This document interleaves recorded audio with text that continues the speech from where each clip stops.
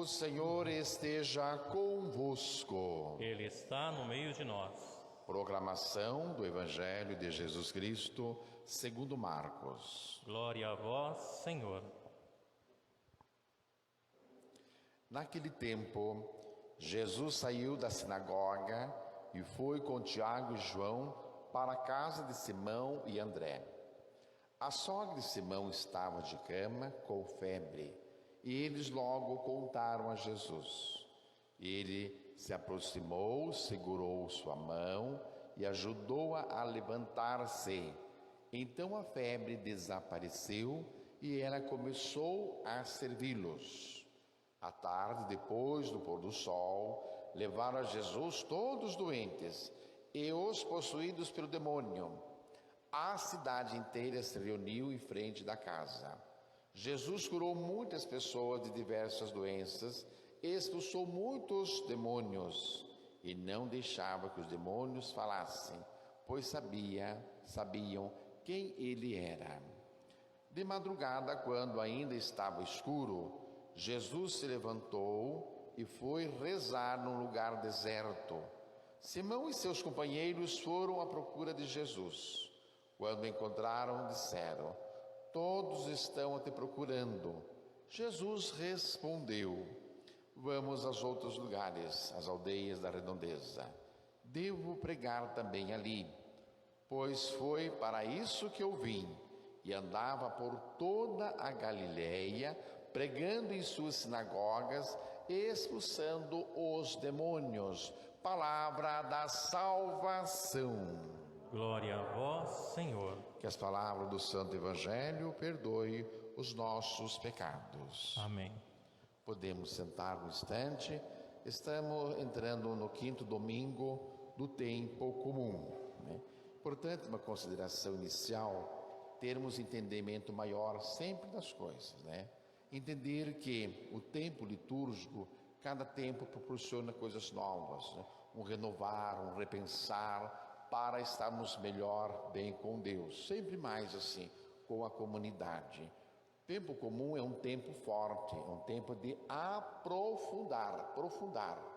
Nunca podemos pensar que o tempo comum é como não tem mais as festas, passou tudo, né? Não, sempre é um tempo forte. Nós pensamos assim, de refletirmos, repensarmos, olhar melhor as coisas, né? Em outras nuances, para que tenha um efeito maior também na nossa vida e surja, né, um efeito necessário, uma mudança, uma transformação para nós. Senão nós vamos levando, não é um tempo comum, né? Vai na missa, bater cartão, dizer que foi na missa. Não é assim não. A gente precisa sempre entender isso. Na missa, né, a gente vai na missa, a gente não pode voltar do mesmo jeito que veio.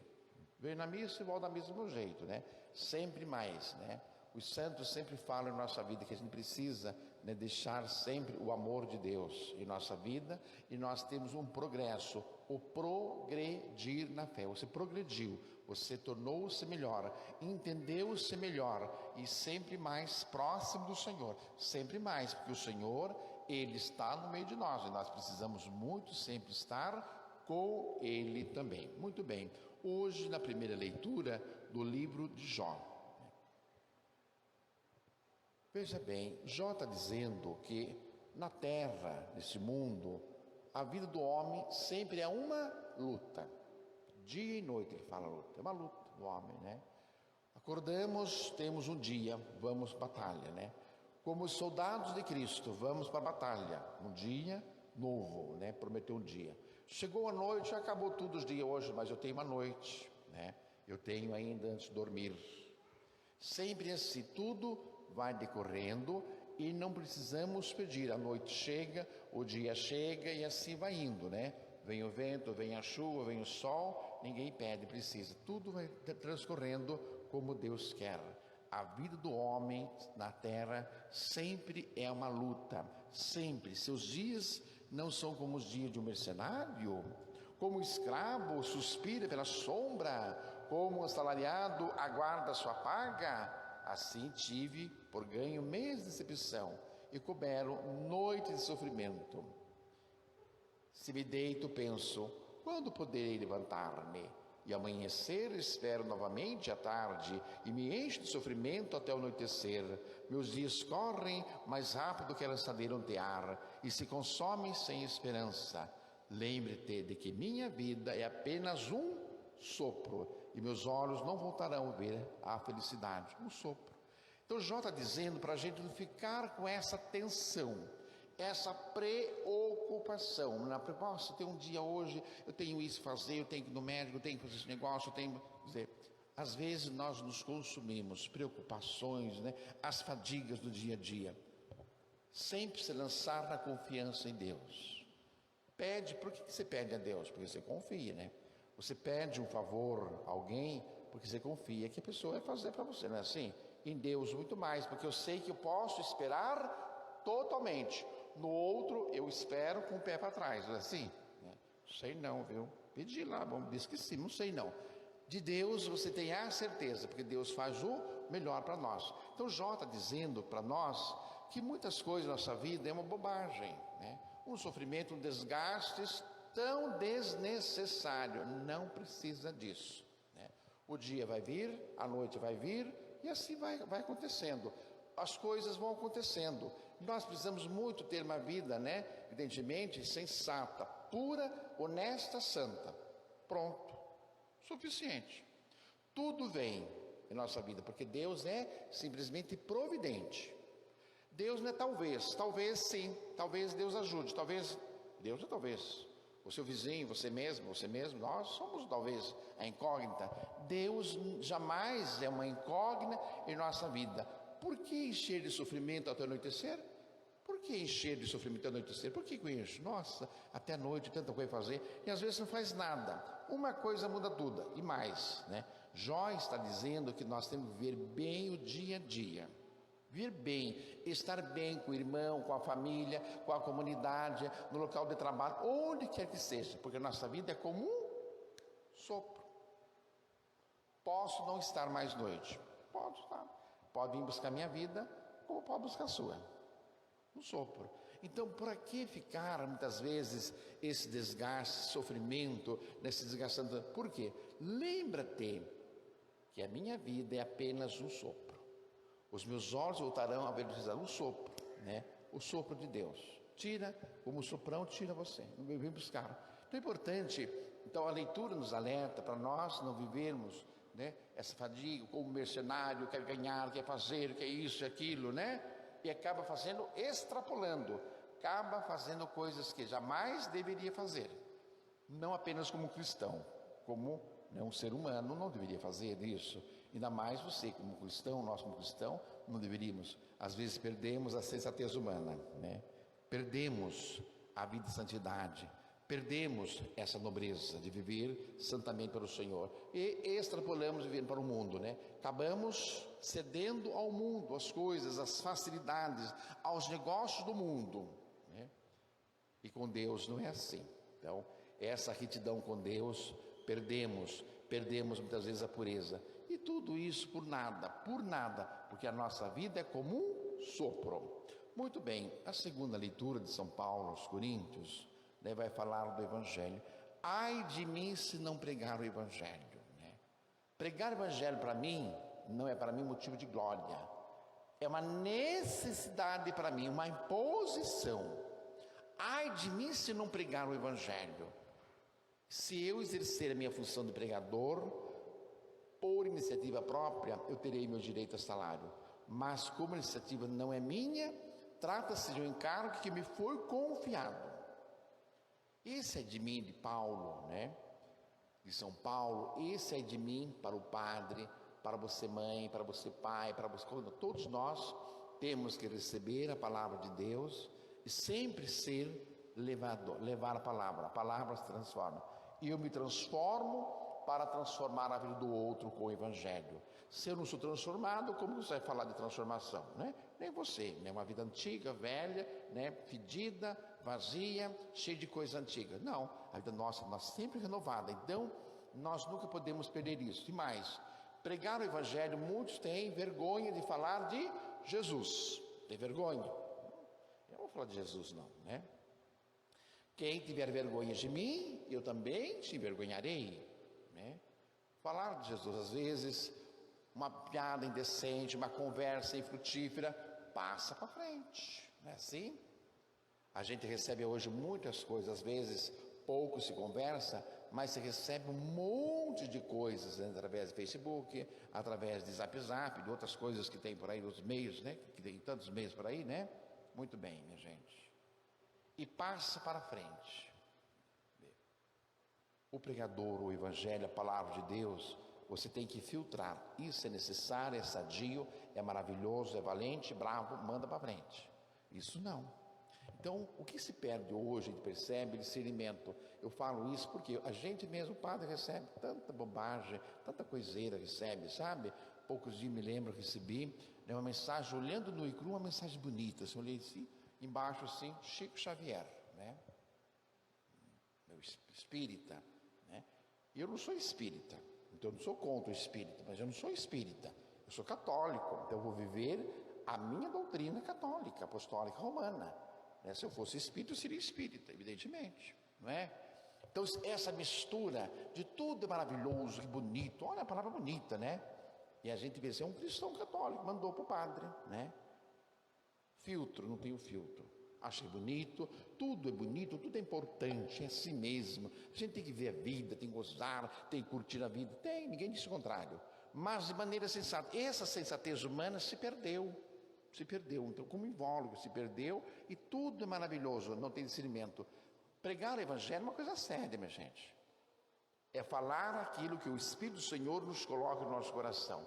Eu vou xingar, eu vou usar da palavra, né, como dizia antigamente o sermão, hora do sermão. Agora eu vou pegar no pé de fulano, né? Eu dou o sermão. O sermão é como xingar. O sermão da montanha de Jesus são as bem-aventuranças. Jesus está xingando? Não. Palavra dura, se você olhar o sermão da montanha, na realidade, entre linhas, é de palavras difíceis, de dura mesmo, né? A gente pode lembrar um sermão da montanha. Bem-aventurados, né? Os puros de coração. Os puros de coração verão a Deus. Nu e cru, você pode olhar, né? Puro de coração. Se você é pessoa maldosa, você não é puro de coração, né? Piadas maliciosas, malícias, né? Que traduz outras, né, coisas imorais, não é pureza no coração. Os puros verão a Deus. Veja, então o sermão da montanha é isso. Então voltando ao que nós estamos dizendo, né, pregar o evangelho é falar puramente de Jesus. E a palavra é para corrigir, lógico, para educar, para corrigir, para frutificar, para que nós possamos produzir frutos, bons frutos, sadios.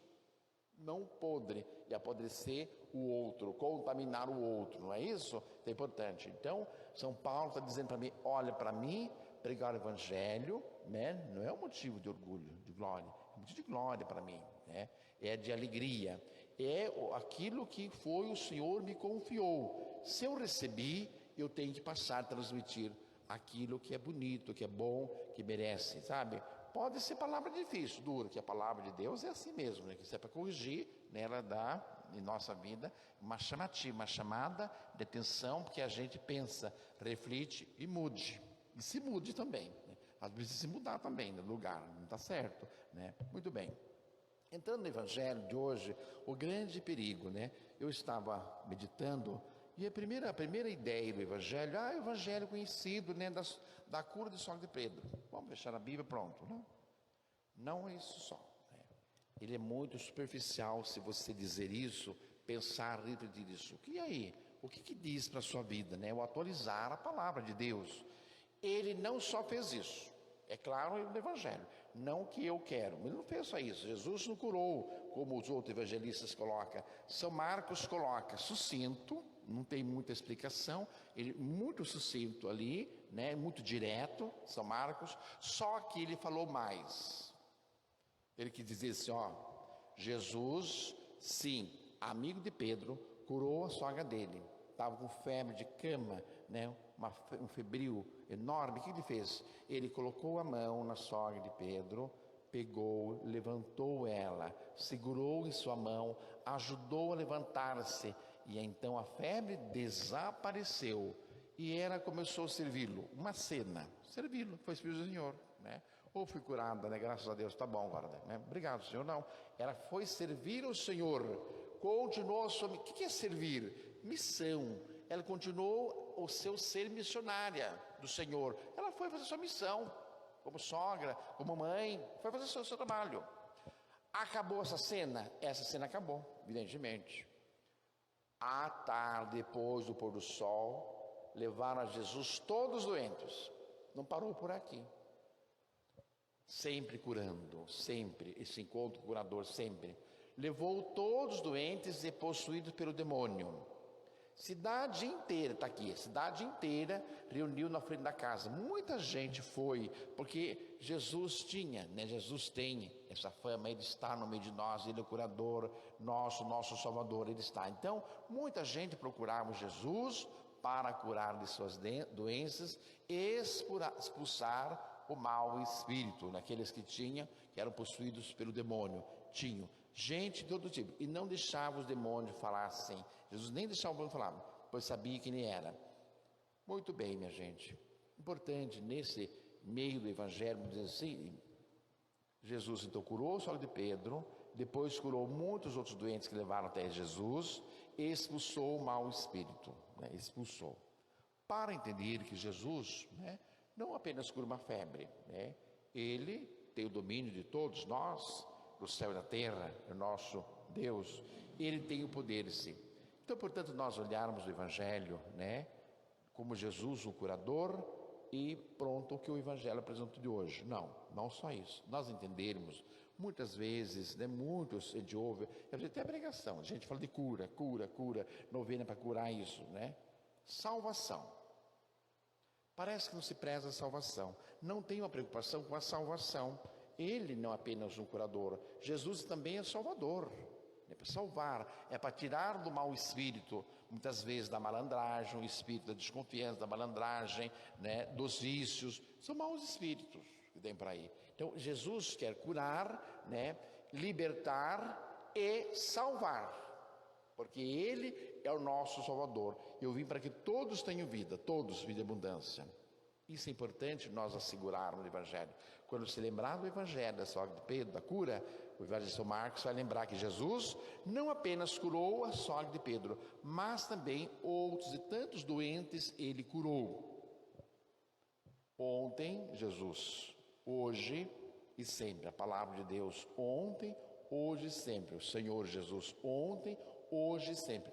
Ele tem todo o poder, sempre em nossa vida. Então você pode, não é olhar uma história antiga do Evangelho, dizer da cura só de Pedro, dizer que Ele tem poder de nos curar também, nem de expulsar também de nós o mau espírito. Sempre tem isso na nossa vida. Isso é importante. Então é o entrar no Evangelho, né? É você entrar no Evangelho, aprofundar, beber na água mais profunda do Evangelho e não ficar na superficialidade dizendo apenas a cura da sogra de Pedro e pronto, acabou a cena. É muito mais que isso. Depois disso, Jesus ouviu muita gente, curou muita gente, fez uma oração para todo mundo lá. Ele fez, curou, expulsou. O que Jesus fez depois?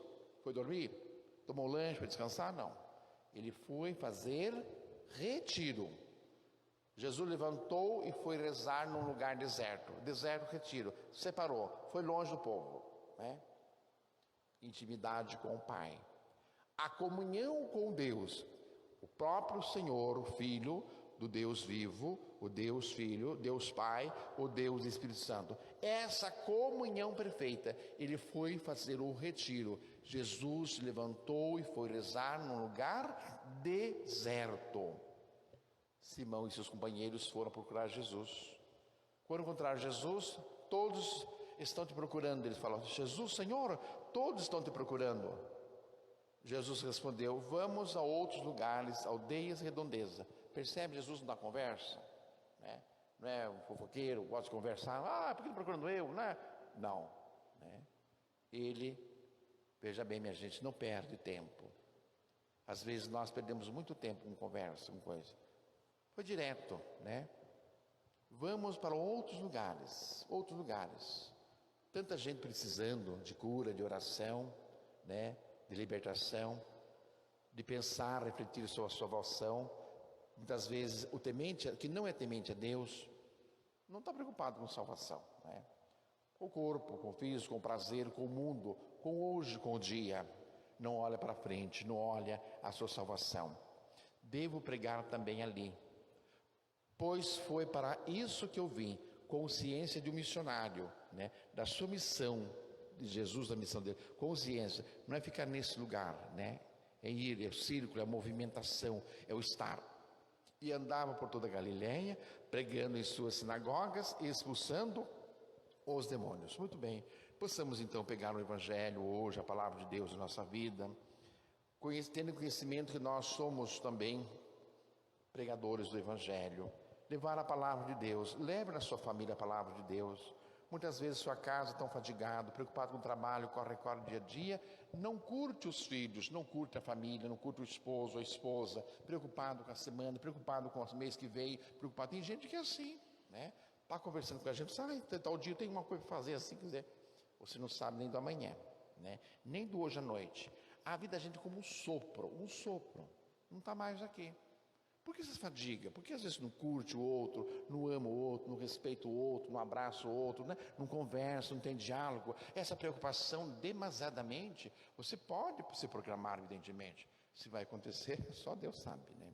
Ninguém sabe, nós não sabemos de nada. O que você sabe? Temos esperança, rezamos, confiamos, lógico. Mas se vai acontecer, não. Agora quem confia em Deus coloca, o que vem de melhor do que você pensou. Melhor.